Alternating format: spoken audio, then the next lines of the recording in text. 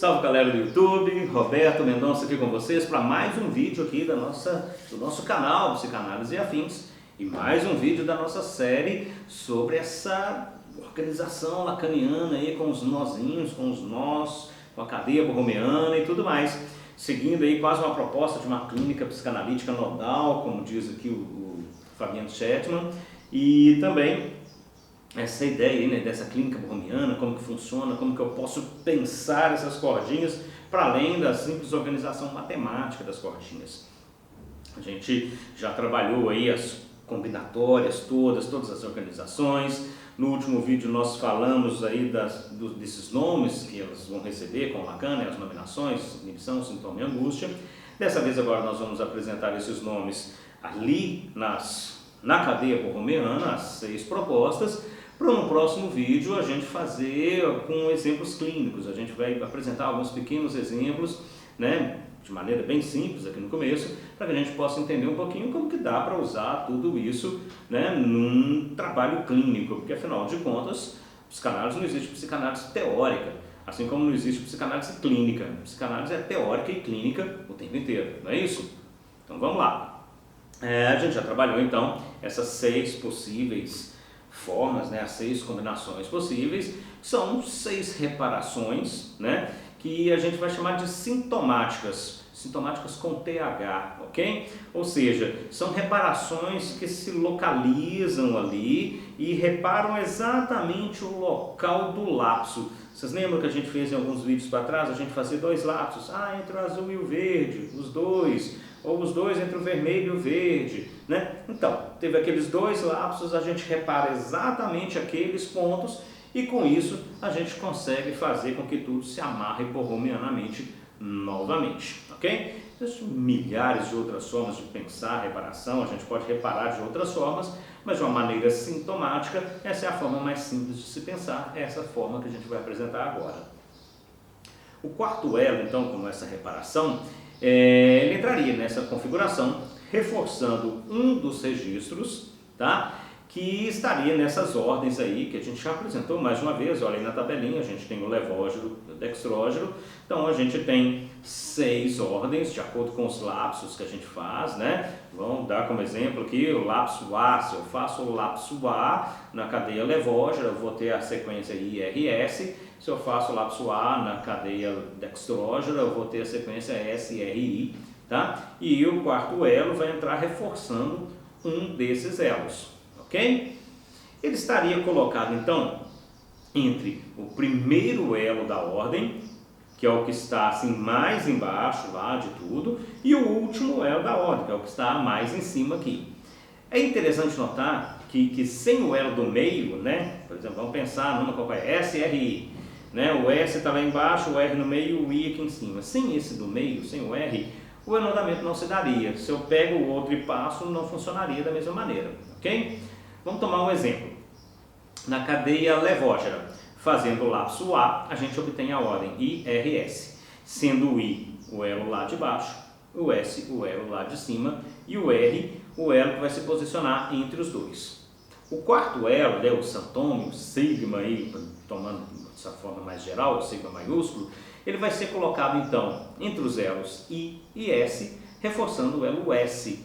Na notação que o Chetman propõe, a gente vai ver que a gente modifica um pouquinho a ordem de apresentar. Porque se é IRS e ele vai reforçar o S, que é o elo mais de cima, o Chetman vai tirar esse S e vai colocar ele na frente na formulazinha, junto com o sigma minúsculo aí. Então, a gente vai ter a seguinte forma aí, ó, S maiúsculo, sigma e R. Mas o S maiúsculo, né, refere-se ao elo mais de cima, e que é o que está sendo reforçado ali. Depois a gente vem com o quarto elo, que aí está com o reforço do simbólico, né? Então está aí esse sigma minúsculo, né? Um sintoma, e logo após a gente encontra o elo mais de baixo, que é o I, tá? Aquele que vai estar nessa relação com o elo superior para poder fazer a reparação. Lembrando aí que o lapso A foram feitos entre o S e o I, não é isso? Então a gente vai reparar entre o S e o I. Por fim, né, a gente tem o elo que está no meio dos 3, que é o R, né, que ele não vai entrar aí nessa questão, não está sendo reforçado, nem é a reparação entre os dois ou coisa do tipo, mas a gente vai ver que a gente precisa dele para que essa anotação se dê, ok? Então agora a gente já consegue ver a configuração de cada uma dessas cadeias já reparadas. Vamos ver uma por uma com calma. Vamos então fazer agora com os nomes e apresentar com as cordinhas. Vamos lá. Uma primeira versão do sintoma, a gente vai chamar aqui de sigma 1, tá? Um sigma minúsculo, né? Como a gente está falando. Ele contorna o simbólico, ok? Tá vendo que ele reforça o simbólico? Olha na imagem aí.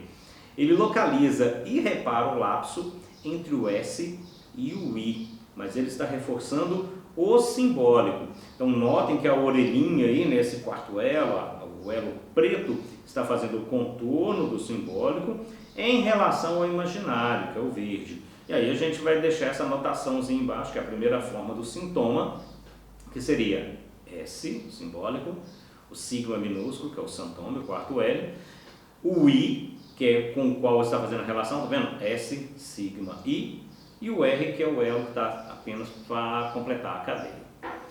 Vamos lá? Entenderam? A próxima. Um segundo ponto, aí também a gente vai fazer aí, localizando e corrigindo aí esse mesmo cruzamento, tá vendo? A gente fez o lapso A também, e agora a gente fez e apareceu numa ordem diferente, tá? Nesse segundo ponto a gente localiza e corrige o lapso entre o S e o I, mas agora margeando o imaginário. O imaginário aqui agora é o elo que está mais em cima. Na versão anterior ele era o elo que estava mais embaixo, a ordem do S e do I inverteu. Então a gente reforça, mas ele está margeando, ele está contornando, está reforçando o imaginário em relação com o simbólico. Por isso que a gente tem, ó, tá vendo? O I maiúsculo, iota, a letrinha grega, S. Esses três estão em relação. O R está ali apenas para complementar. Essa é a primeira forma da inibição, que a gente vai colocar aí como iota 1. Ok? Vamos para o próximo? É um terceiro ponto, né, de localização e reparação. É a primeira forma da angústia, que a gente vai chamar aí de alfa 1. Ok? Ele margeia o real, corrigindo os lapsos entre o R e o S.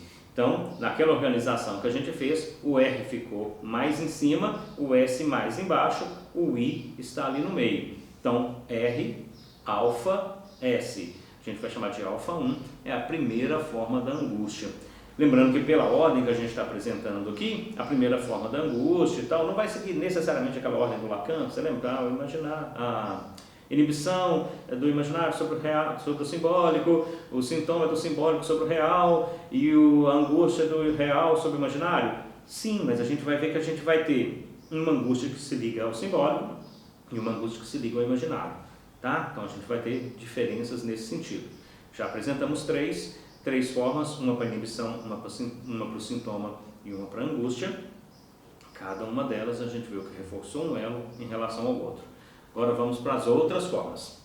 A quarta forma, lembrando que são 6, a quarta forma que a gente coloca aqui é a segunda forma do sintoma. Ele localiza e repara ali esses lapsos entre o R e o S, tá? Agora margeando o simbólico, ok? Em relação ao real. A gente vai chamar de sigma 2, tá? E a gente vê que a relação está S, sigma, R. E o I como um terceiro elo ali que vai chegar apenas para fazer essa mediação, para deixar tudo amarradinho. Mas a questão é entre o S e o R. Ele está reforçando o S em relação com o R. Ok? Vamos para a próxima forma? É a nossa quinta forma. E ela é a segunda versão da angústia, por isso a gente chama aqui de alfa 2. Ela localiza e repara esse lapso entre o R e o I, margeando o real. Tá? Então a gente vê que o real é o elo mais de cima, o imaginário é o elo mais de baixo. Entre os dois a gente tem o S. A relação se dá entre o R e o I. Por isso que a nossa fórmulazinha aí é R, alfa, I. Ok? Tranquilo? Vamos para a nossa última. A sexta e última fórmula, ela também localiza e repara o lapso entre o R e o I. Mas agora ela margeia o imaginário. Ok? Então ela vai fazer esse reforço do imaginário, olha aí o quarto elo, essa voltinha preta, essa orelhinha que ele faz, está aí reforçando o elo do imaginário em relação ao real. A gente vai chamar de iota 2, é a segunda forma da inibição. E olhem na fórmula que está imaginário, iota, real. E o S como o elo que está fora ali, apenas mediando tudo, ok? Apresentamos então as 6 formas. Então a gente viu o que no final das contas? Tivemos 6 formas. Se a gente pegar aquela proposta do Lacan, a inibição, a relação do imaginário com o simbólico, o sintoma, essa relação aí do simbólico com o real, e o real e a angústia, uma relação do real com o imaginário, a gente teve 3 formas. Notem que dessas 3 a gente acabou aproximando mais 3. Então a gente tem da angústia, a gente apresentou uma forma que é essa bem que o Lacan vai falar, no transbordamento do real sobre o imaginário, mas a gente também pensou uma outra que é a angústia em relação ao simbólico, ok? Então, para todas, a gente colocou mais uma para além daquela definição que o Lacan deu. Se a inibição, a detenção do imaginário no simbólico, né, a gente colocou essa relação do imaginário com o simbólico, mas a gente também colocou uma relação do imaginário com o real, que é a última forma que a gente colocou aqui da inibição, a inibição 2, né, a segunda forma da inibição. O sintoma também, vocês viram que a gente colocou 2 formas. Se tinha aquele simbólico, né, que tem algo que reforça o simbólico em relação ao real, a gente também colocou uma, que é uma forma do sintoma, em relação ao imaginário. Então, para toda a forma que o Lacan trouxe, a gente acrescentou mais uma. E com isso a gente teve as nossas 6 formas de nominação, ok? No nosso próximo vídeo, o que a gente vai fazer? A gente vai pegar essas mesmas 6 formas e a gente vai dar exemplos clínicos, para que vocês possam minimamente começar a entender como é que isso funciona. Lógico que vão ser exemplos clínicos bem simples, não vão ser, a gente não vai trabalhar um caso clínico para cada um, a gente vai apenas apresentar maneiras que a gente pode ter de exemplos, tá? Para a partir disso a gente conseguir começar a localizar, nossa, é isso, é aquilo, ok? Até esse próximo vídeo a gente vai seguir a nossa regrinha de ouro, que é: curte o vídeo, compartilhe com seus amigos, deixe seus comentários, suas dúvidas, seus questionamentos. Na medida do possível a gente vai responder a todos, tá? Não se esqueça aí de se inscrever no canal, se inscreva aí com a gente, ative o sininho para você receber as notificações, não se esqueça disso, é importante, que aí todas as sextas a gente deixa sempre a gente deixa para você um novo vídeo, todas as sextas ali no finzinho da tarde, tá? E mais uma coisa, como sempre, nosso canal, nosso site psicanaliseafins.com.br, na nossa guia cursos, você pode encontrar lá o programa completo do nosso curso de psicanálise, um curso online que estamos deixando aí para todo mundo, curso bem bacana, bem completo. Os 2 primeiros módulos já estão disponíveis e o terceiro já está em fase de gravação, ok? Vamos lá, a gente se encontra no nosso próximo vídeo aqui. Um abraço, até a próxima!